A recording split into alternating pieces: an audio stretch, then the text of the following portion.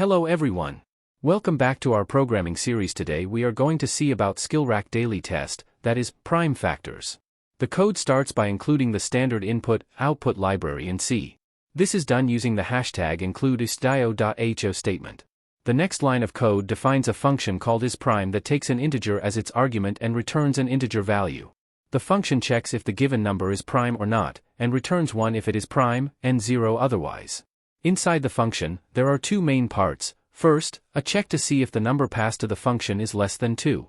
If this condition holds true, then we know that any number less than 2 cannot be prime, since all primes are greater than or equal to 2. In this case, we return 0 since our goal was to determine whether or not the given number was prime. If this condition does not hold true, i.e., if number b equals 2, then we move on to checking for primality using a loop. The loop runs from I equals 2 until I asterisk IU equals number. This means that we only need to check up until sqrt, number, because after that point, all factors would have already been checked.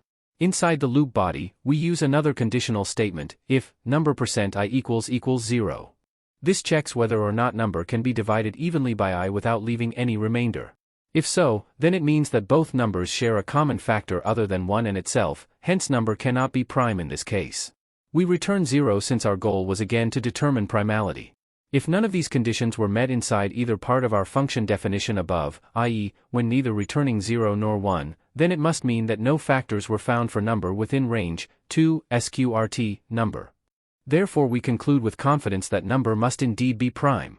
Hence at this point in time within our program execution flow control reaches here whereupon the code attempts to print all the prime factors of a given number.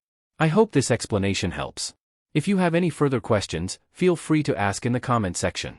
Don't forget to like, share and subscribe for more programming challenges. Thanks for watching.